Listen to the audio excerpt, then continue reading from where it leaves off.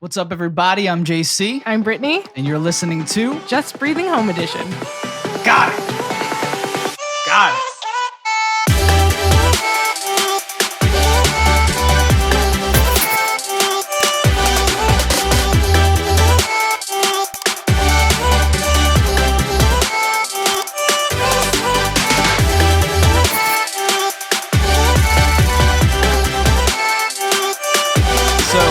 To start out, if you don't mind, by reading something I wrote the other day and posted it on our social media at Just Breathing Podcast.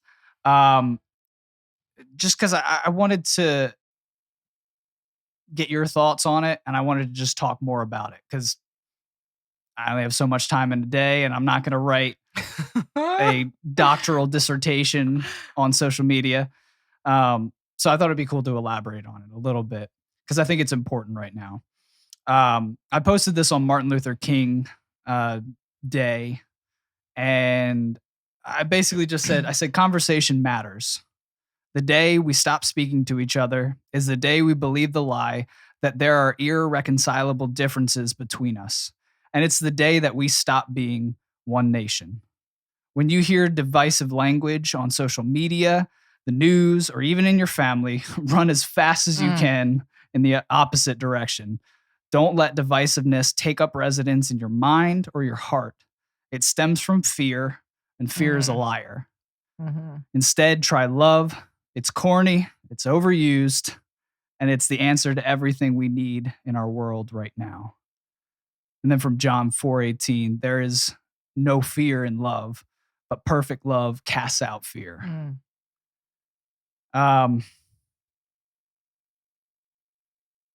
I don't know if you sense this, but I think the overarching feeling in our country right now is fear.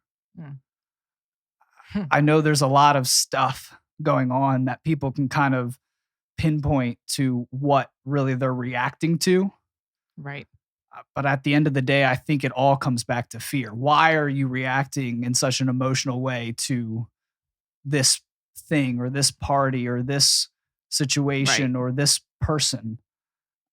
I think it's because you're fearful of what that person brings, or you're fearful of what this situation will look like in the future. Or you're fearful of fill in the blank. Yeah. And the reason why I started with conversation matters is because I feel like that's what we're losing right now in our country. And if there's anything I'm afraid of, it's the loss of that. Yeah. Thankfully, I have heard some people trying to kind of take up the banner of love. Yeah. And it's come from people that are Christians. It's come from people that are very secular, very atheistic in their thinking. Mm-hmm. So that's brought me a lot of hope, and that's kind of why it sort of inspired me to want to talk about this. Yeah. The love is the answer to everything we need right now in our country. You can't hate. And, well, I should say, you can't love and silence your neighbor. You can't hate. Yeah. I'm not framing this well right now, but I'm really scared. I'm really scared because more and more of my friends I see kind of becoming tribal in a lot of their speech. And it leaves no room for conversation. Yeah. They're not asking for conversation in what they post on social media or in some of the conversations I've had with them in person. Yeah. It's statement based.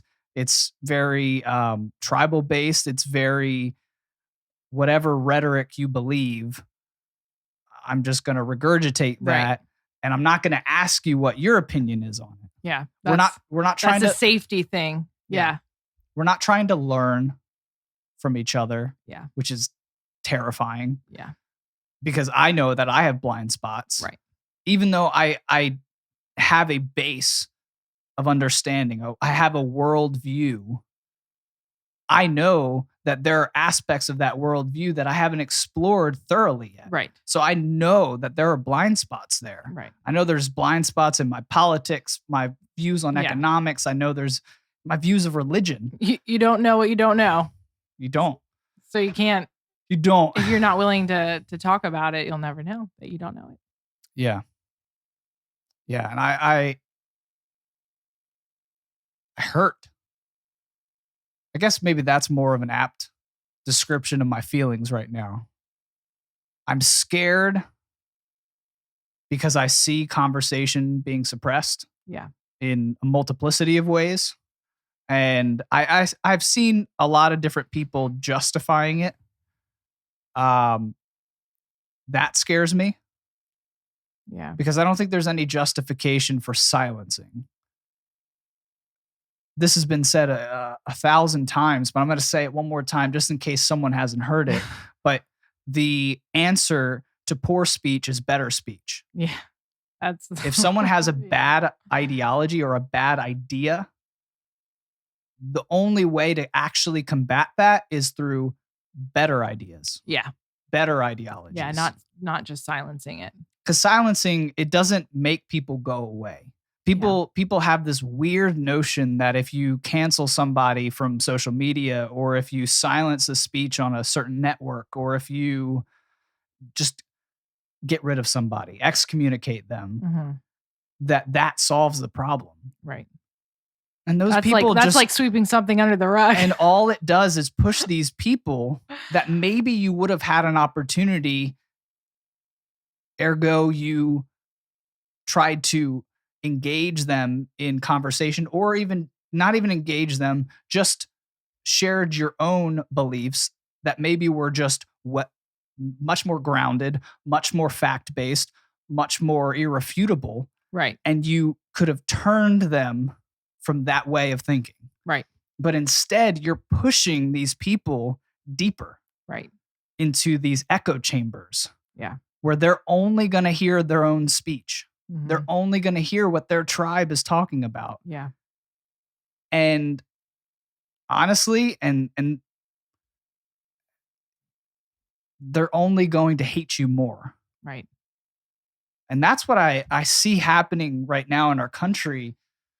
I see it happening on social media most prominently. That's why I try to get out and stay away as much as possible.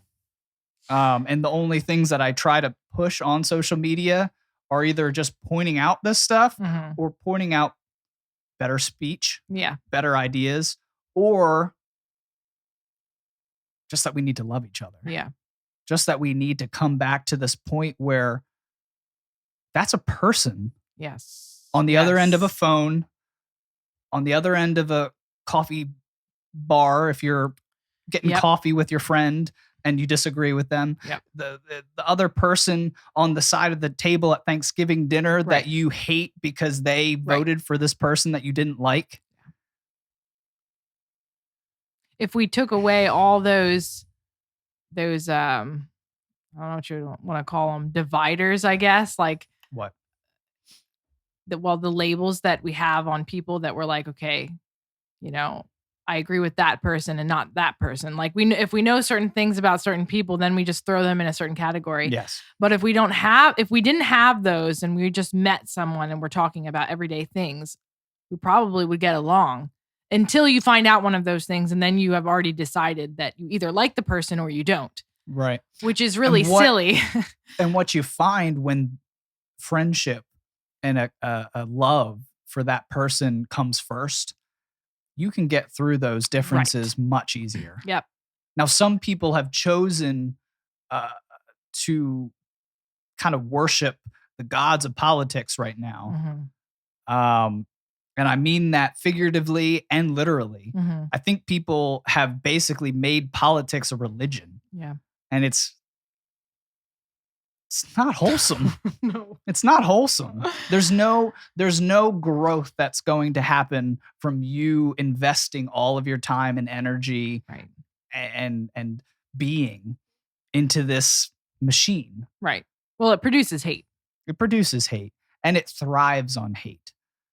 And I hope everybody is starting to understand that. If 2020 taught us anything, it's that the media wants you to hate each other Mhm. because they can get clicks. Yep. They can get ad revenue. They can get you to tune in because you're afraid. Right. I don't want to throw out people's fears. I don't want to discount people's worries as being illegitimate, because I think in many cases they're not. Right. Right. And we've talked about this before with just some of the things that we've seen go on in our country. But if anything is going to change, it's going to take a group of people, a nation of people saying, enough, Right. enough, stop dividing us. Yeah. That's my brother Yep. on the other side of that political aisle. Right. That's my countrymen. Right. And I love them. Mhm. And I would die. That's the thing about the military. They don't care Right. what your political ideology is. They're going overseas. They're going, wherever they're needed to protect you, Yeah. so that you have the right to have whatever thought Right. and say whatever speech you want Mhm. to say or think or do. Yes. Yes. And I think we need to kind of take on that same mentality in the way that we're going about our lives, the way we're living our lives. What can I do to make sure that you, person I disagree with, has every opportunity to express yourself? Right. Right. And so that you build that trust where they can come back and say, well, what do you think on this? Right. Right. And it's never going to happen if we're just clapbacks and slams on Twitter and,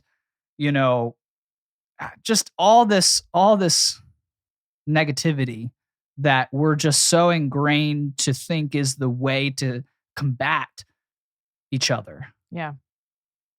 We got to relearn, and we got to remember what it means to be an American. Yeah. On our quarters, it says e pluribus unum, which means out of many, one. Mm. It doesn't mean out of certain ideologies, one. It doesn't mean out of one political party, one. Right. It doesn't.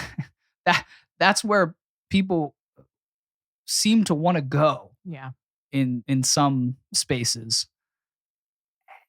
and it gets us nowhere. Yeah. The innovation that we've seen in our country, the architecture, the innovation, the growth, the culture, the all of these things that we have been an example to the world of. I mean, literally everybody is watching us right now, and they are vomiting. Yeah. I mean, we have other countries right now. The leader of Mexico basically issued a statement speaking up for free speech in America. Oh, wow. The leader of Mexico. Yeah. The dude's got his own problems.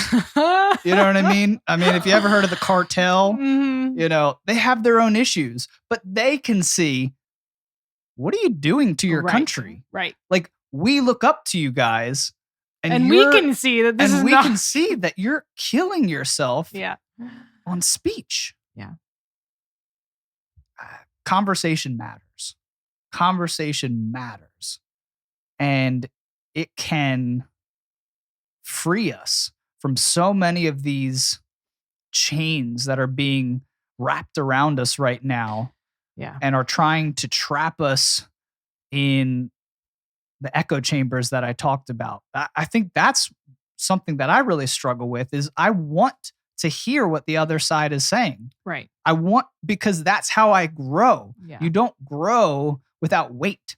Right. And when a new idea is hard to process, that's weight. Right. I have to go and think about it. I have to go and talk to more people about it, Yeah. because it's pressing heavy on me. I don't agree with it now, Right. but maybe it might shift something that I have, some preconceived notion that I had towards Right.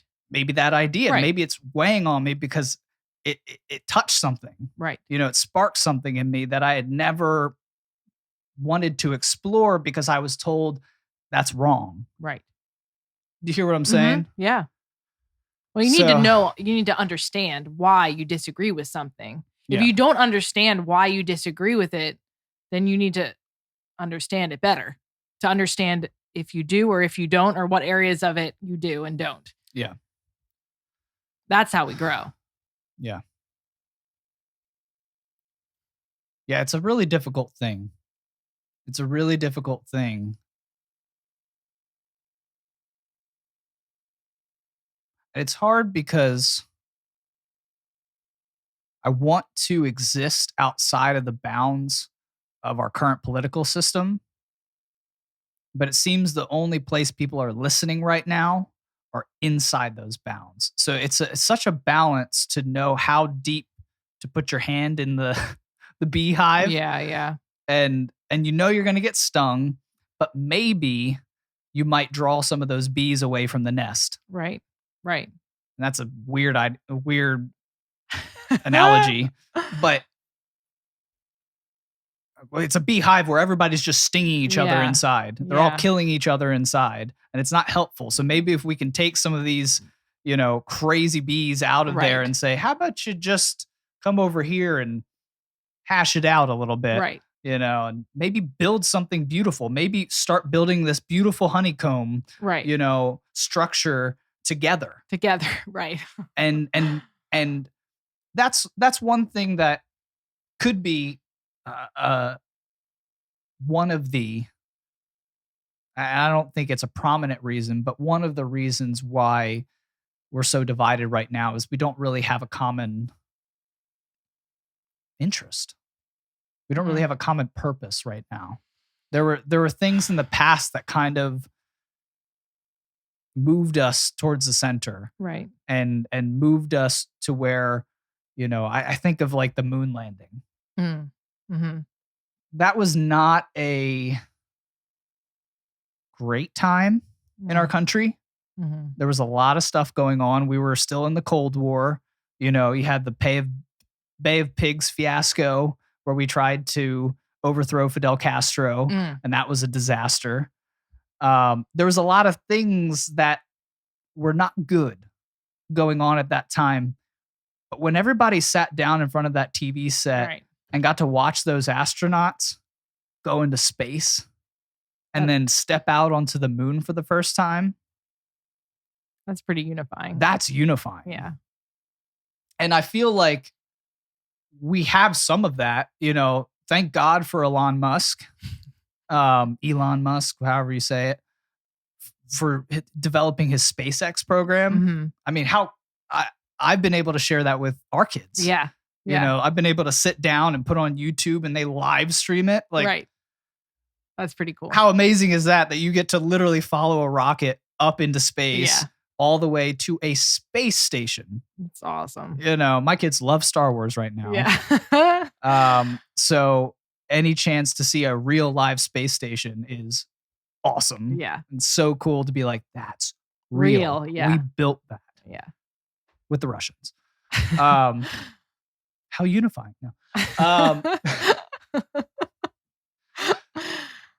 But it is. Yeah. It is unifying. We're able to, our countries hate each other.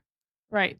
But we're able to, when we have a common interest as humans. Right. As humans. Maybe we're not looking big enough. Maybe we need to not only view our countrymen as our neighbors, our brothers and sisters, people that share the same dreams and desires and hopes for a future for themselves and for their kids. The whole world is yearning for that. Yeah. The whole world yearns for hope. And all we're being fed right now is a huge feast of negativity. Well, yeah. Mm-hmm. And yeah, maybe we just need to speak more into the fact that I think we need to I feel like there's certain things that each political side are pointing to divide us. Mhm. And that's that's a big problem. But they're almost using that as like a pulling force. yeah, Like if let's get as many people on our side as we can because of these reasons or this reason. And that's causing division, which is not what we want. yeah. Like it's not helpful. But so yeah, I mean, something that would actually bring us all together would be awesome. Or we just need to drop the things that we're like killing each other about. Mhm. Yeah. But yeah. Something oh god. No, I just have to say this because it keeps on coming to my head and I just have to get it out of my head. Yeah. So it's kind of funny, but it's relevant. Talking about fear and how like a lot of people are scared. I was thinking we were listening to Lord of the Rings the other day. Oh yeah. Which book was it or what? The Fellowship of the Ring. Okay. And anyway, it was when they were all meeting at Eldron. Is that what it's called? No. Yeah, the Council of Elrond. Council of Elrond. But anyway, so Gandalf said at one point, he's like, in it, he's like, I'm going to butcher it. But he's like, this did not demand as much. This did not. Oh goodness, now I'm not going to remember it. Even though it was in my head this whole time. I'm trying to rack my brain. It was like, I probably know not it if as you get much as started. fear demanded it to be.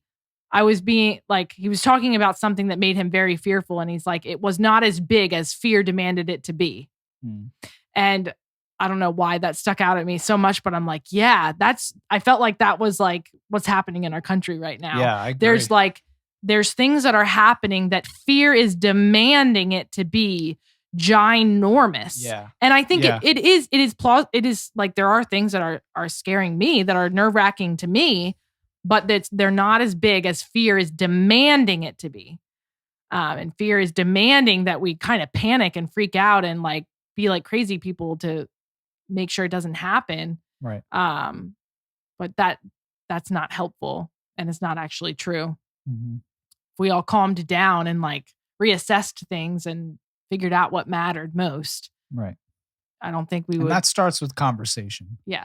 That starts with conversation. And if you cut ties with your family, if you cut ties with people on social media, I'm okay with that. But if you cut ties with your friends, you cut ties with your family or whatever community you're a part of, that's where I am afraid for the breakdown because we need those. Yeah. That's essential to our humanity, that we have conversations with our friends. Yeah. Not just, I mean, I've experienced this with some of my friends, especially during the more heightened political times in our country.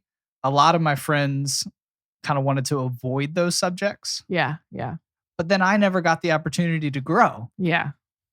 And that's what I'm all about. Yeah. I want to develop. I want to know what you're thinking because I love you. Yeah. You know what I mean? And it's good to be challenged too. I know for me, I'm not someone who really wants to engage in those conversations either. But just because like it's tiring for me, it's exhausting. But it's good for me because it challenges me to think through things. But do you think it's as tiring if it's with friends? Do you? No, it's not as tiring with friends. It's tiring. Potentially could be. It could be, but it's more tiring with people you don't know as well, and you like are trying not to offend them or be attacked, and you're just kind of like on the edge, and you're like, oh. But I think it goes back to your point earlier that if you haven't developed a relationship with that person, why are you talking to them about that type of stuff? That's true. That's true. It's so much easier after you love them. Yes. And they love you and you have that mutual understanding between each other. Right. You could say something and I'll be like, what? Right. And we can still. I'll talk to you tomorrow. Right. Yeah. Because you're my friend. Yeah. You're my family member. That's a good point. You're a part of my community. I think, we need to stop talking to strangers, stop arguing with strangers, and devote that time to your friends. Right. We've talked about that in the past. Call up a friend, go over a friend's house, get with your family, you know, and if your family is divided on these political lines, make sure they know you love them. Yeah. And then you'll be able to have these conversations. Right. I know it's possible because I disagree with a lot of my family on Right. things. And it gets heated sometimes, Right, depending right. on who we're with and Yeah. you know, what they're bringing into whatever time it is. But at the end of the day, we know we'll see them at the next holiday, or we'll Right. see them at. It's never gotten to a point, I think, because of the relationships we have, that we would ever even contemplate abandoning them. Oh, yeah. Yeah. Because of disagreements. Oh, yeah. Right? That seems super silly. So I think that's the key. Develop relationships so that it's not even an option for you to abandon that person because of speech. Yeah. And then we can have it. Yeah. Then it can actually be open. Then it can be honest, because then you can come with your questions. Mhm. Questions are scary because it might make you look ignorant, or it might make you look slightly bigoted Mm. Mhm. or bordering on racist when you don't harbor any of these Right. actual feelings, Right. but you have these questions too. Yeah. And you only can really walk that line when you're with friends. Yeah. You know, they're not going to turn you into the, Yeah. you know, whatever. Speech police. Yeah. It's hard. It's hard. But I think it can happen. I know it can happen because I see it. I see it happening. But Yeah, we definitely have to work at it, because even as you talk about like speech police, like that's I think the arise for fear. I think it's because of the pressure on speech that there's more fear, and people are sticking with their tribe and not willing to talk because they don't want to be shut down. They don't want to be accused. They don't want to be excluded, even though they have already excluded themselves. yeah. I mean, don't get me wrong. It's not fun. The current climate that we have to live in, the current state of our social media that we have to just put up with, is not fun. It's not fun when you post an opinion or a question on COVID, and maybe me mentioning this right now is going to get that little banner where it has a link to the CDC. Yeah. That's annoying. Yeah. It's not helpful. Yeah. It doesn't create a open and free and just you feel like Big Brother is watching you. Yeah. Yeah. You know, I don't want to go Orwellian here, but like you feel like Big Brother is watching you. Yeah. You post something, and if it has anything to do with the election, you get a message that Joe Biden is president-elect. Right. If you post anything about COVID, you get a message saying, you know, here's the link to the CDC. Right. Make sure you know what you're talking about. That's why I'm here, man. Yeah. I'm trying to figure it out. I'm not a doctor. Right. I'm asking questions. Right. You know what I mean? I'm sharing information that's coming to me. Yeah. But, you know, and I know I have no sympathy for social media. But I understand the pressures that they're under to try and police all of this stuff because of the crabby. They're I like that word. Yeah. Crazy. They're crazy babies, but no, crabies, maybe cry babies. I don't know what I was thinking. But these crazy people, these tribalists on both sides that want to attack, that want to get rid of people, that want to get rid of information. They have social media has all of these pressures coming at them. And I understand.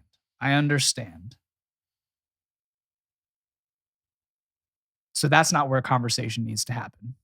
That's what. Yeah. I mean, ultimately, that's what it comes down to. It's not going to happen. If you're fearful of all of this speech police, the thing to do is just to walk away. Right. And invest your time in other places. And we used to do that. Mm-hmm. And I think some of the issues maybe we're seeing in social media is a reflection of the things we've lost culturally. I don't know. I haven't studied this. I don't have any data on this. But I mean, I think that's true. I think there's other reasons why too, but yeah. No, there's a lot of reasons. There's a lot of reasons why, but I think we just don't know how to talk to people well. Well, you think back. I mean, I don't really remember this that well, but like you used to talk about everything with your family and your friends, like recommendations for construction, how to remedy a sick kid, how to make best chocolate chip cookies. Yeah. And now we don't. We're just like, well, I have Google.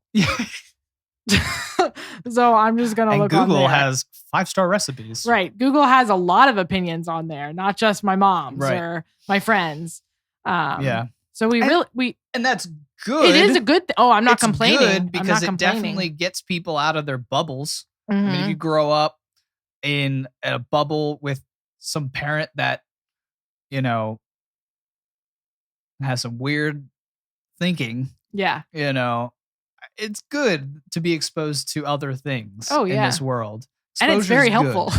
Google's very helpful. And Google's very helpful.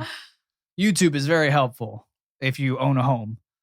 But it does I don't want to say discourage because it's not discouraging us, but it's just easier to use that. And so we've stopped needing to talk with family and friends. Conversation's not easy. It demands your time. It demands your attention. And that's something we've definitely lost. I mean, I spend way too much time, listening to podcasts and watching videos, and I'm learning, but it definitely steals my attention away from other things. Yeah. 100%. So I have to be purposeful to do these podcasts. I have to be purposeful to call up my friends, which I'm terrible at. Mostly because I don't like talking on the phone. I don't like talking. So I need to call my friends and say, when are we getting together? Yeah. Because I don't want to talk to you on this. This is dumb. And we live like 10 minutes away from a lot of our best friends. So that helps. One of the things that really struck me, and someone pointed this out the other day, was the fact that trying to think of, it doesn't matter who it was, but they were kind of pointing out where our focus is right now and how it's so hyper focused on politics, and it's so hyper focused on what's happening in the culture wars and things of that nature, and how that distracts us from kind of going back to having a common interest or a common goal as a country. It distracts us from things that actually should demand our attention. This person was referring to the fact that, they were calling out social media companies, bigger companies, for censoring and deplatforming certain individuals or groups, while at the same time ignoring the fact that there's child pornography on their platforms. And I know you have a, vested interest in having that conversation win out, and people aren't talking about it. We're so distracted by all of this stuff that, like, that sort of thing should be at the forefront. Like, it should be trending every day. Who thinks that's okay? Every day. And anyone who does is ashamed to say so. So it should be shut down. Yeah. No, I mean, why are you wrong on that? Why are you getting like, It gets me so mad. well, it should get you mad. It should get all of us mad. There are children being exploited mostly through, Mm-hmm. well, always through sex trafficking. Yeah. On our social media platforms. How is that okay? I don't know how you find these things or search for these things. Yeah. But they're out there. Mm-hmm. And the fact that that's allowed to exist as a freedom of speech, Is that how it's but a allowed different to political leaning Goodness. shouldn't. Yeah. That should bother us. Yeah. But our reaction, and this is where I'm struggling.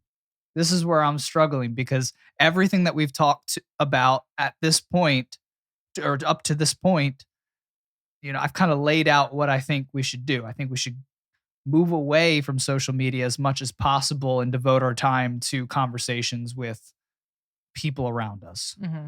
And that's how culture changes. Right. Culture changes through speech, Mm-hmm. predominantly.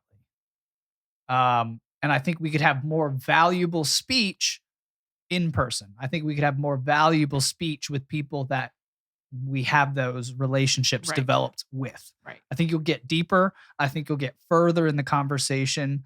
And I think you'll be more excited about it when you're having it with those people. Right. And I think you'll share it with other people. Be like, man, me and my friends were talking about this the Right. other night. Listen to this. Because it's not a contest anymore. It's just a conversation. It's just a conversation and it's just growth. Yeah. It's just growth as a person. Yeah. So that being said, it's hard. It's hard to know when you feel like your voice doesn't even, it just echoes when you try to bring up topics like child pornography on social media. Yeah. It just feels like it falls on deaf ears. Yeah. It really does come back to, relationships and our conversations. And I guess that's where it needs to still come back to. But you do get sucked into, right. What do I need to do to eradicate it from social media? And it should be 100%. Right. It should be gone. Pornography in general, why does that belong on social media? Right. All these kids that are picking up their phones and getting a social media account, a Twitter account. Yeah. Like, I don't even use Twitter anymore. One, because I don't like the company. But two, there's pornography on there. Yeah. And like, I don't want to risk myself Right. swiping through porn Right. all day on Twitter. Yeah. Yep. It's just free access to it. Yeah. And yeah. So I want to combat it and just be like, let's get rid of it. Let's raise up and cancel it. Right. Right. But I'm doing exactly what I'm saying we should pull away from. Right. Right. And that's where I struggle. Yeah. Because of when it comes to things that matter. Yeah. It's really, it's just a long run because there's no easy solution. And I guess as a Christian, my viewpoint is, right now, most people have their eyes on social media or on news. That's where their eyes are. That's where they're hearing every day, in and out. And that's what their mind is focused on. Yeah. And me as a Christian, like, my mind is on the word. It's on God. It's on He's first. What does He want? What does He say is good? What does He say is just? Right. And so that's at the forefront of my mind. And I can see clearly about what's going on in the country and what's like, I can see how things are uneven. Like, I can see how we're looking at one thing that everyone thinks is a huge deal. And then, like you're saying, child pornography is down there on the bottom in the dust. And I can see not even a discussion. I can see how that's not right. That's not just. That's disgusting. Mm-hmm. That we're all concerned about this thing over here when children are being abused and other people are watching it again and again and again. Well, it's so. So I say that to say, I don't know how to fix it, but I know that it starts with at least Christians, like being Christ. Anybody. Anybody Anybody with a heart. Anybody with a heart. Soul. Yeah. You know, if you believe you have a soul and you want it to be good. Right. Should be for these things. Yeah. I mean, we have to take our eyes off of just focusing on all of this divisive stuff and care about people again. And just make that a part of our lives. And I think the hard thing is that, and I think I've said this before, but I think the majority of people do care about other people. And even if they are being divisive on like a social media platform, they're not actually like that. They're just doing that. So to us, as we look at the news, as we look at social media, we feel like everyone is that way. But if we took all of those things away, right, I don't think it would be so. It's almost like a platform for that, but it's not really real. Right. I think there are some who really would want to hurt other people. It's scary because but not as many as it seems. It's scary because it's moving things right now. What do you mean by that? Like, I mean, the things that are happening and being discussed on Twitter move politics. Oh, yeah. That's scary. I didn't realize politics is always downstream from culture, but the problem is politics is only being informed by the culture that they see on Twitter. Oh, that's a really good social point. Media. I did not know that. But when you look at the actual, I forget what the statistics are, but it's crazy how low of a percentage of Americans are on Twitter. Okay. It's crazy. So why is that happening? Well, but it's just like what you said, though. We've believed that this is real. This is all there is. This is what everyone thinks. It's so, I think it could be the violence. It could be the just attention that we've given it. So it could be, that's scary. There's just so many things that could draw our eyes to platforms like that. Yeah. And say, is it real? Yeah. There is a lot of people. Right. Now, this is global. Mm-hmm. It's not just the United States. True. And that's one thing that we have to remember. In the United States, even I wish I knew the stats on it, but it's so incredibly low. The amount of people that actually engage on Twitter. Wow. People might have accounts, but people that actually engage, it's like, goodness gracious. I want to say it's less than 10% of our country. Yeah. Yeah. Wow. Yeah. It's so what I'm saying is it's scary when it's moving politics. Because like I said, politics is downstream from culture. Yeah. Historically. So if that's the culture that they're looking at, it's only 10% representative of what we actually all believe. Wow. And I think that's why there are a lot of disheartened people right now. Yeah. And we brought up one thing that people should be devoting their time and their focus towards. Yeah. Because it's admirable and it's something that should be unifying. Yeah. Children shouldn't be in pornography. Ever. Yep. So that's one example. And I'm sure there's thousands of other examples of people who have a heart for something. I mean, there's North Korean defectors in the United States that are advocating for the people that are in concentration camps in North Korea. China, there's people from Hong Kong that were lucky enough to make it over here to the United States. And China just marched into Hong Kong and it's now part of sovereign Chinese occupation. So awful. And they were waving American flags in the streets of Hong Kong because they wanted the same freedoms that we had in America. And we just kind of were like, I'm arguing about politics. So your life doesn't matter. So have fun in communist China. And all of those people that protested are now in jail. Mm.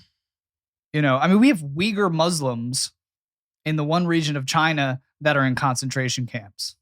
And we have video evidence of this. And it's been shared, thankfully, all around. And millions of people have seen this. But we're like, I want to have a conversation about Trump and Biden. Oh, goodness. You know, real Yeah. things are happening. Right. That are ruining people. And it's our obligation, and I'm just going to bring it back down because I could just go off. Bring it back down. It's our obligation to love and cherish the people that we have in this country and the freedoms that we still possess to speak to each other. Yeah. We're able to, North Koreans can't go to their neighbor's house and speak to their neighbor because they don't know if their neighbor's going to rat them out if they say the wrong thing. It's so crazy to me. But we have such freedom in this country. Yeah. We have such opportunity. Place your attention somewhere else. Yeah. Place your time, your attention somewhere else that is valuable. And that's in your friends, that's in your family, and that's in whatever community you're a part of. Because I still am an optimist through all of the craziness in our world and believe that conversation matters and it can change things. Maybe it won't change Twitter. Maybe Twitter just needs to burn in hell. Maybe. But it only exists while people use it. Yeah. It's a tool. Yep. It only exists while we give it time and attention. And, you know, that's one of the things that I struggle with. And I don't want to get too much into another conversation. We can start wrapping it up. But that's one of the things I struggle with the, do you know of 230 reform? No. So basically, Article 230 I believe, I don't know if it's a part of the First Amendment. I don't know what it's attached to, but it basically makes social media companies not liable, so they can't be sued for things said on their platforms. Okay.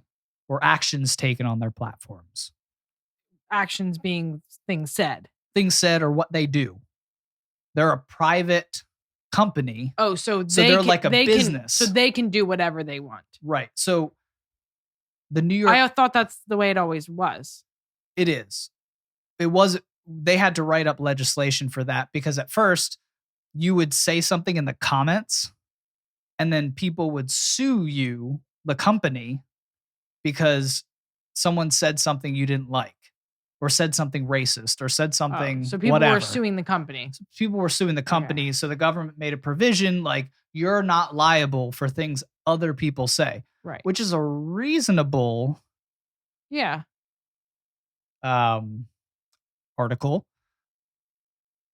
But then the problem that a lot of people have been pointing out in the past,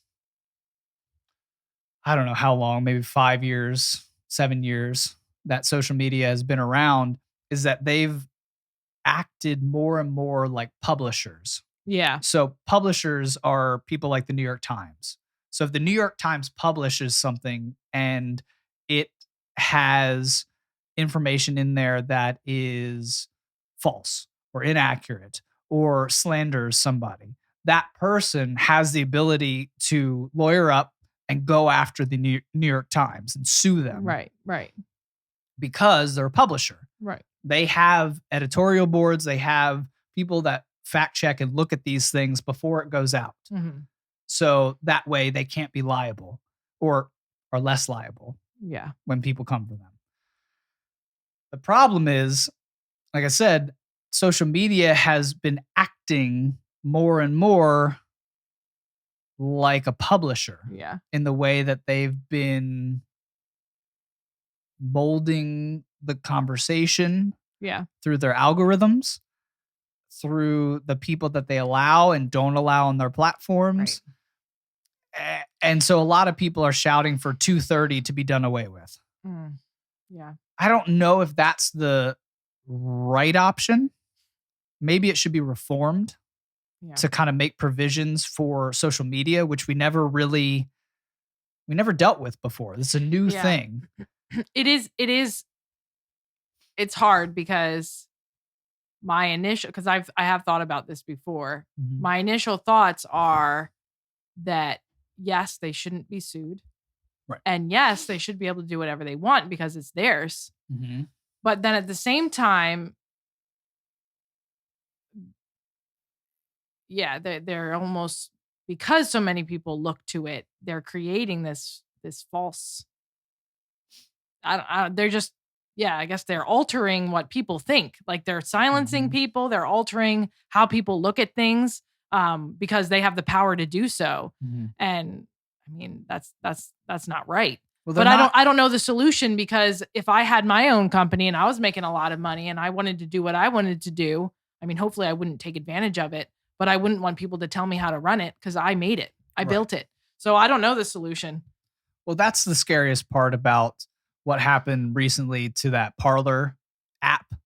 Now, Parler was like this. They presented themselves as this free speech platform. Come over here. We'll accept everybody. You can say what you want within reason. You can't call for violence. Right. Which is funny because everybody said that a lot of the things that happened on Capitol Hill were organized on Parler. But that's not true. Yeah. Because they already had moderation for violence. Right. They don't allow porn on their platform. Oh, good for them. I like them already. Yeah. Well, it was a great attempt at a new Twitter. Right. Trying something different. But then when Twitter, and Facebook, and Google, and Apple, and Amazon teamed up to take out Parler. What? Really? How do you know that?